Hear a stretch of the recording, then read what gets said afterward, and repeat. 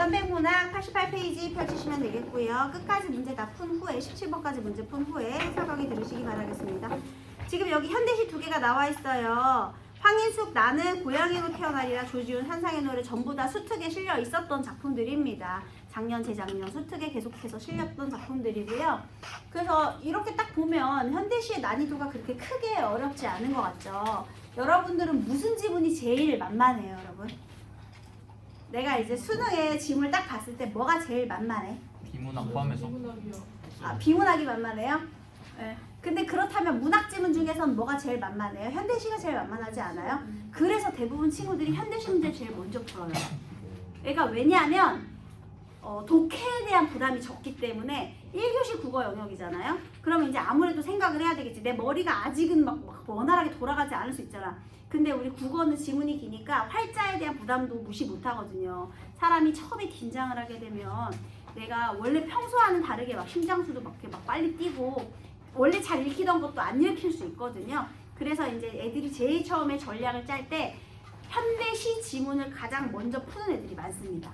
근데 이거는 얘들아 모두가 다 개인차가 있기 때문에 이거는 뭐가 정답이라고는 할 수는 없는데요. 여러분들이 지금 모의고사 기회가 되게 많잖아요. 그러면 여러분들에게 최적으로 제일 잘 맞는 풀이법을 빨리빨리 찾아보셔야 돼요. 여러 가지 경험을 통해서. 그리고 선생님이 모의고사 볼 때 계속해서 OMR을 주는 이유가 있어요. 여러분 제발 다 풀고 OMR 한 번에 체크하지 마세요. 제발. 그거 안 돼. 그게 너네 수능 때 되면은 마음이 얼마나 초조한지 아냐? 20분만 남아도 심장이 벌렁거려. 내가 이 문제를 다 체크 못할까 봐. 근데 이게 평소에 20분이랑 수능 때 20분 너무 다르단 말이에요. 근데 아직도 문제를 다 풀고 한꺼번에 체크하는 친구 있을 거야. 절대 그렇게 하지 마세요. 지문 하나 풀고 체크하고 지문 하나 풀고 체크하고 이게 짱이라니까. 그러면 오히려 실수를 안 해요. 왜 실수를 안 하냐면 문제 번호 확인하게 되잖아. 5번부터 8번. 그러면 5번부터 체크하지. 8번 끝났나 확인하잖아. 그러니까 이렇게 하면 절대 실수가 없어. 밀리고 이런 실수가 없어요. 그리고 시간도 훨씬 적어. 왜냐면 이거 넘기면서 1, 2, 3, 4, 5, 4, 5, 6 이게 더 헷갈려 얘들아. 그러니까 지문 하나 풀고 그냥 바로 체크. 지문 하나 풀고 바로 체크. 나중에 고치면 돼 얘들아. 고치면 되고 모르는 거는 그냥 비워놓고 그냥 지나가더라도 푼 거는 바로바로 거기 답안지에 OMR을 체크를 해야 그게 시간도 절약하고 실수도 줄일 수 있는 방법이니까 그것도 한번 연습을 해보세요. 이건 국어만 그런 게 아니라 다른 과목도 마찬가지. 너네 듣기평가할 때 듣기평가하면서 어떻게 해? OMR을 바로 체크하지. 어차피 듣기 다시 오는 것도 아니니까. 아니에요? 아닙니까? 바로바로 체크하세요. 그리고 시간 아껴서 뭐 할 거야? 나중에 시간 없어가지고 원래 그 수험표 뒤에 이거 답 적어올 수 있게 가채점 할 수 있게 수험표 뒤에다가 막 다 적어오거든요. 그거 할 시간도 없어 얘들아. 그거 옮겨 적을 시간이 어딨어. 그러니까 일단 답안지에다가 막 이거 하고 바로 OMR을 체크하고 그 다음에 넘겨서 이 시간이 남으면 뭐 수험표 뒤에 뭐 체크를 하더라도 근데 그렇게 시간이 막 남지 않을 거예요. 특히 국어 영역은요. 그래서 일단은 여러 가지 방법을 다 해보는 거야. 이렇게 모의고사 시험 보는 경험이 많을 때 지금 방학 때 이런 것들을 충분히 연습해 보시고요. 자, 그 다음에 이제 현대시문 두 개가 딱 나왔는데 만약에 이걸 둘 다 모르는 작품이었다라고 해도 이 현대시 자체의 난이도가 그렇게 아주 크게 어려운 건 아니에요. 그럼 한번 볼까요? 5번 가나에 대한 설명으로 적절하지 않은 것은 항상 공통점 찾는 문제가 제일 처음에 나오죠. 그쵸? 그 다음에 우리 6번, 7번은요. 보기, 즉 정보를 주는 보기를 준 다음에 이런 걸 이제 외적 준거에 의한 판단이라고 하죠. 그래서 보기를 활용해서 이것을 기준으로 삼아 문제를 풀어보는 게 나오는데 지금 6번의 보기는 가에 대한 정보, 그 다음에 7번의 보기는 나에 대한 정보를 포함하고 있어요. 그리고 또 8번에서는 공간의 의미를 묻고 있고요. 자, 그러면 우리가 이렇게 문제를 한 번만 살짝 살피는 거야. 무조건 드립다 본문부터 읽는 것이 아니라 문제를 살짝 살폈어요. 근데 선생님이 매일 얘기하죠. 우리 평가원동들 공간을 그렇게 좋아한다고. 배경을 되게 좋아해요. 그래서 여기서 딱 대충 보니까 뭐 텐마루, 가시덤불, 들판, 산마루 이런 공간의 의미를 파악해 봐야 되겠네. 그래서 이거 보면서 읽고 문제를 풀고요.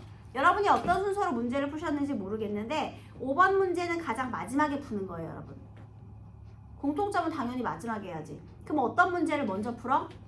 하나만 관련된 문제를 먼저 풀어요. 그럼 봐봐. 6번의 보기 이건 가하고만 관련된 거잖아요. 그러면 6번의 보기를 읽고 이 문제를 풀고 그 다음에 7번의 보기를 읽고 그 다음에 나를 풀고 그러면서 이 8번도 풀고 5번 풀고 이렇게 푸는 거예요, 여러분. 그래서 공통점 찾는 문제는 마지막에 푸는 게 좀 도움이 됩니다. 자, 그 다음에 이거 네. 여기서 6번의 보기를 먼저 볼게요. 이 작품은 고양이를 통해 화자가 지향하는 삶을 그리고 있다. 화자는 안락하고 편안한 삶을 거부하고 야생의 삶을 살아가려는 고양이를 통해 원대한 꿈과 포부를 지닌 삶, 고독을 두려워하지 않는 고고한 삶, 이상 시련을 포기하지 않는 삶을 추구하고 있다. 그냥 내용 줄거리 다 말해줬어요, 얘들아. 이것만 두고 문제 풀어도 다 풀 수 있을 것 같지 않아요? 여기에 있는 내용만 바탕으로 해도 너무 친절한 보기예요. 그래서 적절하지 않은 것은 몇 번이에요? 고양이로 태어나리라. 화자가 지향하는 삶에 대한 소망. 이건 뭐 본문 안 읽어도 그냥 무조건 맞는 말이지. 툇마루에서 졸지 않으리라. 마루에서 졸지 않고 얘가 막 거친 벌판 뭐 나간다고 했잖아요. 그러면 안락하고 편안한 삶을 거부한다. 얘도 맞죠? 보기에 있는 말 그대로. 또 제일 큰 참새를 잡으리라는 원대한 꿈과 포부 맞고 어두운 벌판에 홀로 남겠지. 고독한 삶을 추구한다. 여기서 고독을 두려워하지 않는 삶이라고 그랬지 고독한 삶을 추구한다라고 한 적이 없거든요. 보기에서요. 뭔가 이상하죠. 벌써 이상해. 난 보기만 읽었는데도 얘가 벌써 이상해. 그 다음에 그래도 난 털끝 하나 적시지 않을걸. 고결하게 살아가고자 하는 의지. 이거 맞는 소리 같아요. 그래서 이제 이걸 가지고 본문을 한번 확인을 해보는 거예요. 선택지를 읽었으면 한번 볼게요. 이 다음에 나는 고양이로 태어나리라. 아, 화자의 소망이요. 고양이로 태어나는 거래요. 그러면 고양이가 가지는 상징적인 의미만 파악하면 되겠네. 참고로 윤회론적 사고관이라고 불러줍니다. 자, 이제 고양이가 어떤 존재인지 한번 볼게요. 먼저 윤기가 잘잘 흐르는 까만 얼룩 고양이로 태어나겠대요. 까만 고양이. 얘들아, 윤기가 잘잘 흐르는 까만 고양이는 뭔가 생명력이 넘치는 존재로서, 왜냐면 윤기가 잘잘 흐르니까 기름이 흐르는 거잖아. 그럼 생명력이 넘치는 거지, 그치? 그리고 얘들아, 만약에 하얀 고양이 하면 어떤 느낌이냐면 집고양이 느낌이죠. 근데 까만 고양이 하면 길고양이 느낌 아니에요, 여러분? 이 느낌이 보다 활동적인 느낌을 주지 않아요? 그죠? 그래서 까만 고양이인 거야. 막 자라는, 거칠게 자라는 그런 이미지. 그래서 어쨌든 윤기가 흐르는, 그래서 얘는요 일단 생명력이 충만하고요, 그런 존재고요. 또 사뿐사뿐 뛸 때면 커다랗같이 같고 공처럼 둥글릴 줄도 아는, 얘들아 여기에 의 태어나오고 있네. 음성 상징어를 사용해서 생동감을 주고 있고요. 까치 같고, 너네 까치가 어떻게 뛰어다니는지 알지? 점프 해갖고 이렇게 뛰어다니잖아요. 그러니까 얘가 까만 고양이니까 얘가 마치 또 뭐 같아? 까치 같다. 비유적인 표현을 통해서, 음성 상징어를 통해서 생동감을 주고 있죠. 그죠? 그 다음에 공처럼 둥글릴 줄도 아는, 유연하기도 한, 그래서 유연성을 갖춘 존재이기도 하고요. 생명력이 뛰어난 존재이기도 하고요. 그런 작은 고양이로 태어나겠대요. 나는 툇마루에서 졸지 않는데요. 사기 그릇에 우유도 핥지 않는데요. 얘들아, 사기 그릇에 우유는 누가 줬을까? 사람이 줬겠지. 그 다음에 툇마루도 인간의 공간이지. 그러면 여기서 얘가 싫어하는 게 있겠죠. 얘가 싫어하는 건 툇마루.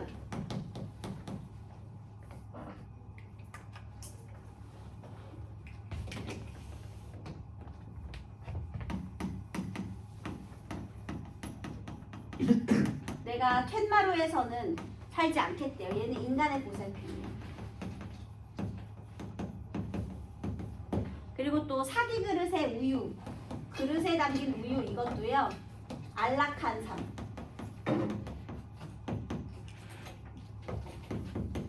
그러니까 누군가의 보호 아래에서 사는 안락한 삶은 내가 추구하지 않겠다. 그리고 안으리라, 여러분 계속 지금 태어나리라, 안으리라 동일한 종결 어미를 반복하고 있죠. 그래서 얘는 지금 뭐예요? 의지를 드러내는 거죠.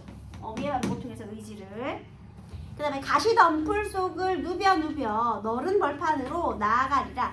얘들아, 내가 가시덤불, 지금 최종 목적지가 가시덤불이에요? 아니지. 넓은 벌판이 지금 내 목적지죠. 그런데 넓은 벌판으로 가기 위해서는 가시덤불 속을 지나가야 되는 거죠. 그러면 가시덤불은 당연히 시련의 의미예요, 여러분. 그치? 좋은 게 아니야. 가시덤불은 시련이고요. 그걸 지나서 결국은 어디로 가는 거야? 툇마루가 아닌 넓은 벌판으로. 물론 넓은 벌판으로 가려면 뭘 지나가야 돼? 가시덤불을 지나가야 되는 거예요. 그러면 이 가시덤불을 지나서 넓은 벌판으로 가면 되게 힘들지만 그래도 나중에 성취감이 있는 거죠. 그래서 얘는요, 힘들지만 자유가 있는 진취적인 야생의 삶을 추구하겠다라는 의지가 되겠습니다. 이게 주제예요. 그럼 보세요. 거기서 들쥐와 뛰어놀리라. 여기에 들쥐가 나왔는데요. 여러분 일반적으로 고양이하고 쥐의 관계는 어떻죠? 강자와 약자의 관계죠. 원래는 고양이가 들쥐를 잡아먹어야 되잖아. 근데 여기 표현 보세요. 뛰어놀리라. 이런 게 중요한 거야. 들쥐랑 뛰어놀겠대. 그러면 공존의 대상이지. 이런 게 중요해. 자, 여기서 들쥐는 뭐다? 잡아먹어야 하는 대상이 아니라 들쥐는 내가 같이 놀아야 하는 대상이에요. 그래서 들쥐 얘는 공존의 대상입니다. 왜냐면 놀다라는 표현이 있으니까요. 공존의 대상. 그 다음에 여기에 또 참새가 나오는데요. 배가 고프면 살금살금 참새떼를 덮치리라. 그들은 놀라 후다닥 달아나겠지. 아하하하. 폴짝폴짝 뒤따르리라. 꼬마 참새는 잡지 않으리라. 할딱거리는 고놈을 앞발로 톡 건드려 놀래주기만 하리라. 그리고 곧장 내달아 제일 큰 참새를 잡으리라. 여기 지금 참새 얘기가 나오잖아요. 역시나 이 참새도 사냥의 대상이 아니에요. 왜냐면 내가 그래서 애를 해가지고 잡아먹는 게 아니잖아요. 작은 참새는 또 놓아준데 그냥 놀래켜주기만 한데, 그러고 아하하하 이런 표현 있죠. 그럼 참새 때는 무슨 대상일까? 아하하하 지금 뭐 하고 있는 거야? 술래잡기 하는 거잖아. 지금 장난치는 거지 얘들아. 그러면 유희의 대상, 같이 노는 거야 얘도. 참새 때. 게다가 작은 참새 싫죠. 개 큰 참새거나 참새 떼거나. 그러니까 얘는요 유희의 대상으로서 중요한 거는 원대한 포부를 보여주는 거예요. 원대한 포부를 담고 있죠. 왜냐면 작은 참새는 잡지 않는다고 했으니까. 그리고 여기에서 표현 봐봐. 놀래주겠지. 그 다음에 꼬마 참새는 잡지 않는다. 그들은 놀라 후다닥 달아나겠지. 아하하. 이런 표현들이 얘를 공격의 대상으로 참는 게 아니라요. 얘가 얘를 억압하고 이러는 게 아니라 그냥 이런 것과 같이 놀겠다. 이런 표현이 되겠습니다. 게다가 나는 꿈이 크다. 작은 거는 내가 잡지 않는다. 이런 걸 보여주는 그런 소재이기도 하고요. 그리고 또 약자에 대한 배려도 있고요. 그 다음에 이윽고 해는 기울어. 여러분 해는 기울어. 이거는 시간이 경과했죠. 우리 평가원들이 시간을 경과도 되게 좋아해요. 이거 잊지 마세요. 시간이 경과했고요. 바람은 스산해지겠지. 얘들아 해가 떨어지면 추워지죠. 그러면 내가 지금 이 넓은 불판으로 나아가기 위해서 아까 가시덤불 속도 지나갔죠. 그 다음에 이 스산한 바람도 견뎌야 돼. 고통과 시련이요. 들쥐도 참새도 가버리고, 아까 들쥐하고 참새 뭐라 그래서 공존의 대상이었잖아요. 같이 노는 친구들이었잖아. 얘네가 다 가고 어두운 벌판에 홀로 남겠지. 어두운 벌판에 홀로 남겨진 시련의 상황이죠. 근데 아까 전에 그 6번에 4번 선택지에서 고독을 추구한다? 전혀 틀렸죠. 얘네들이 가고 나면 나는 혼자 남겨지는 거잖아. 틀렸어요.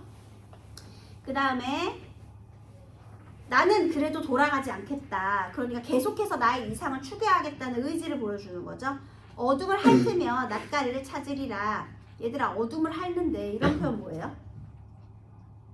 어둠을 핥는다.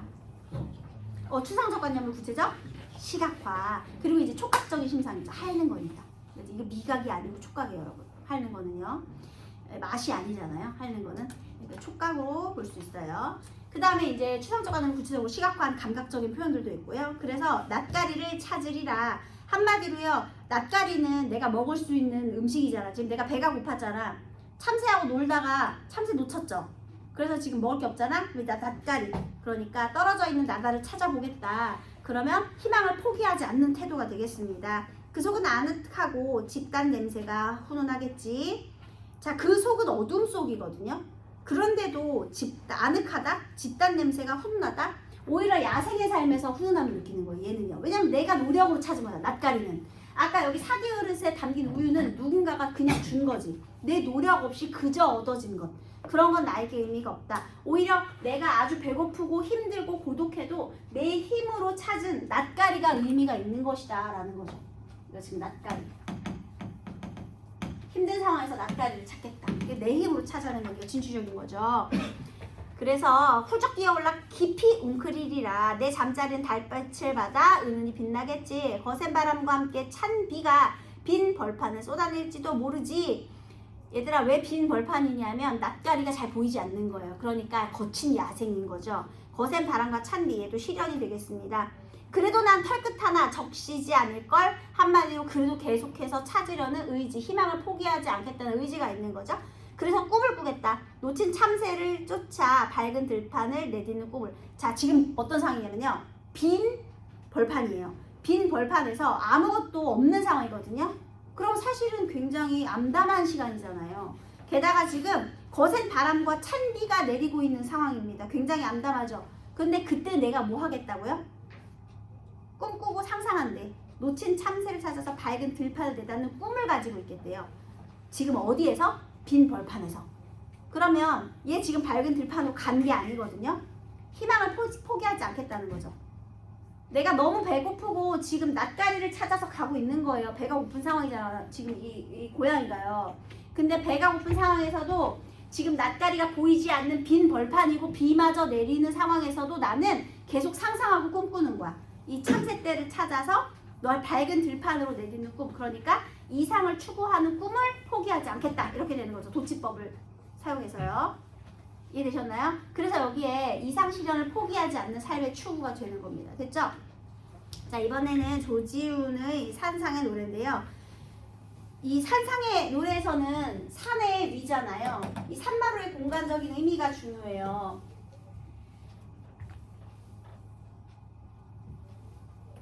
여기서 처음에 이렇게 시작해요. 높으디 높은 산마루 이렇게 시작을 하네요. 그럼 이 공간의 의미가 어떻게 변하고 있는지 한번 보겠습니다. 처음에 이 높으디 높은 산마루는요.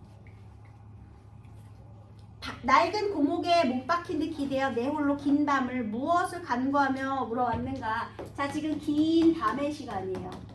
긴 밤이니까 일단 암담한 시대 상황이겠죠. 조지훈이 살았던 이 긴 밤의 의미는 일제강점기, 일제치하의 암담함, 현실 상황을 말하겠죠. 그게 이 높으디 높은 산마루의 의미였어요. 자, 그러면 처음에 높으디 높은 산마루는 부정적인 의미를 가지고 있는 공간이겠네요.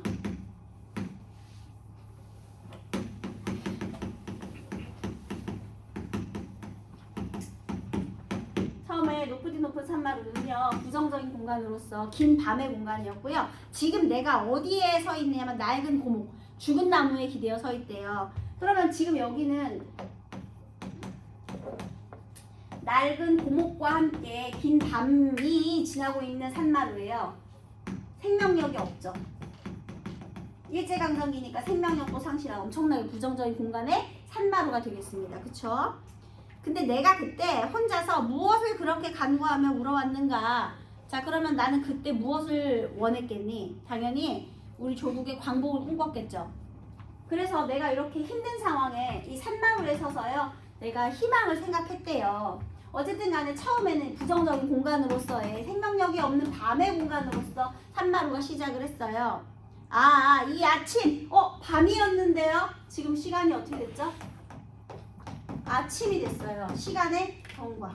얘도 시간의 경과가 있죠.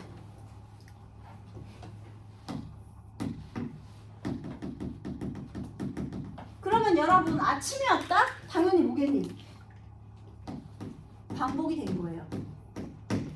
배경이 광복후라는 게 중요한 거야. 근데 여러분, 벌써 배경이 광복후면 내용이 빤하지 않습니까? 너네 신석정이 꽃덤불 혹시 배웠니?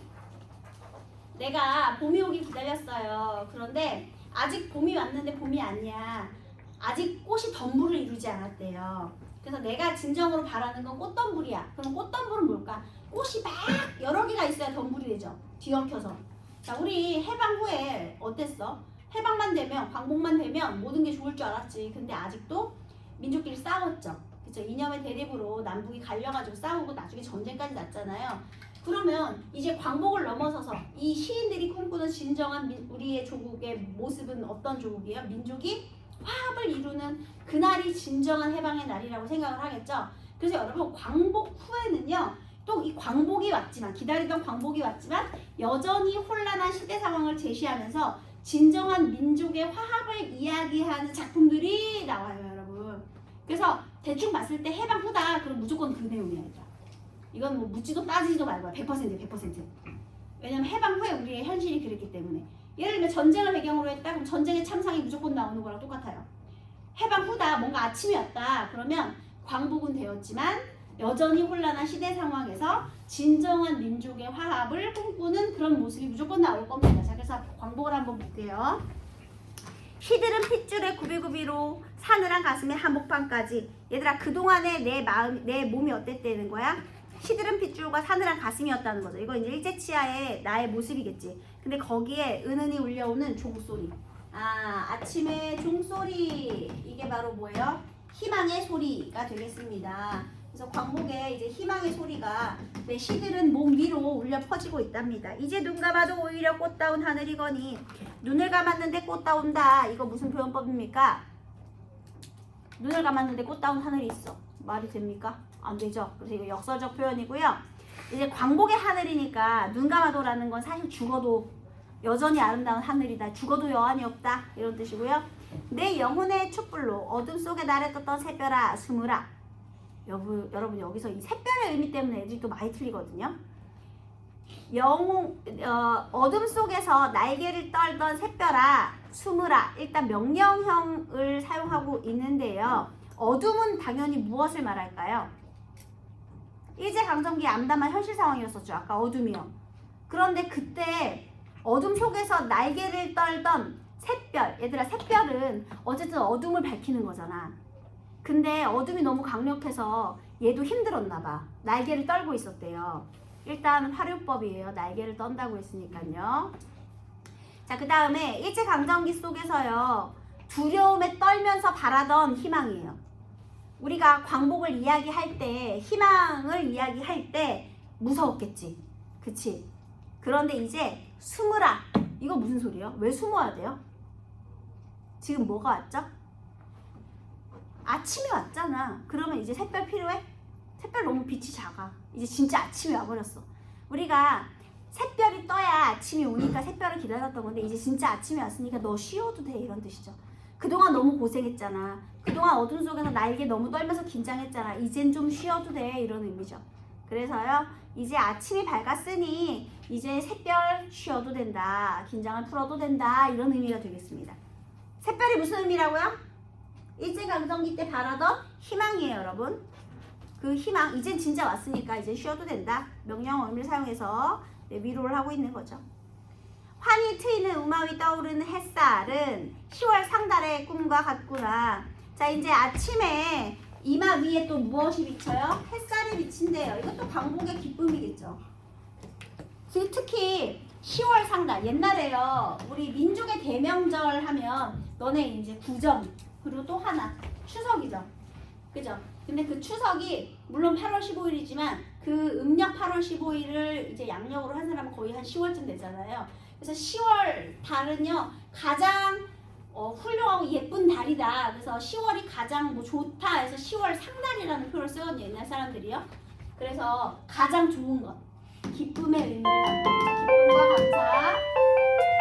그 다음에 메마른 입술에 피가 돌아 오래 잊었던 피리의 가락을 더듬느니 메마른 입술, 시들은 핏줄, 사늘한 가슴. 이게 일제강점기 때 화자의 모습이고요. 이제 피가 돌고 있대요. 그러니까 이건 또 뭐냐면 일제강점기 때는 침묵할 수밖에 없었겠죠.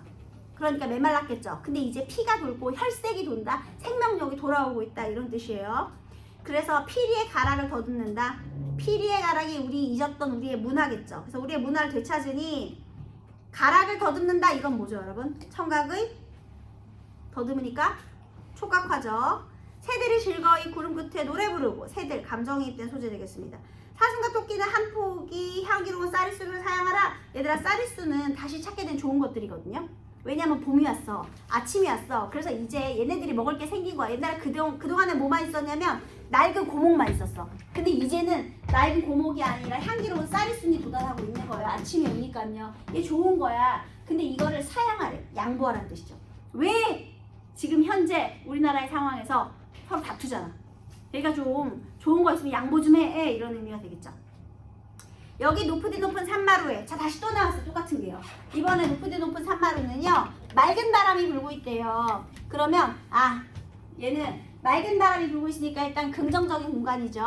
그런데 여기서도 여전히 내 홀로 서서 무엇을 기다리며 노래하는가. 자, 지금 맑은 바람이 왔지만 여전히 기다리는 것이 있죠? 그러면 얘는 무엇을 기다리는 거예요? 진정한 민족의 화합을 기대하는 공간이 되겠습니다. 근데 얘는 이제 긍정적인 공간이죠. 일단 광복이 왔으니까. 그래서 여기서 바라던 광복이 왔는데 아직 진정한 그런 광복은 아니다라는 거, 그걸 암시하고 있다는 것도 기억해 주세요. 진정으로 민족이 화합을 해야만 그것이 진정으로 내가 바라는 것이다, 이런 내용이 드러나 있습니다. 그래서 여러분 7번에서 이거 뭐가 틀렸나요? 낡은 고목, 극한 상황 맞아요. 죽은 나무예요, 고목이요. 그 다음에 은은한 종소리, 간구하던 대상이 도래했다. 그게 바로 광복의 도래고요. 어둠 속에 날개 떨던 샛별, 불안했던 과거, 맞아요. 날개를 떨었으니까.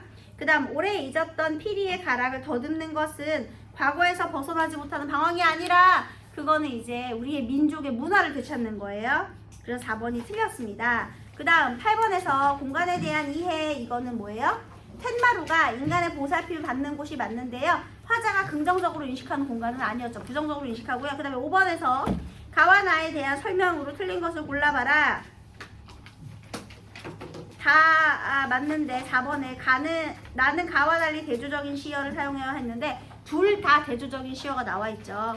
그래서 틀렸습니다.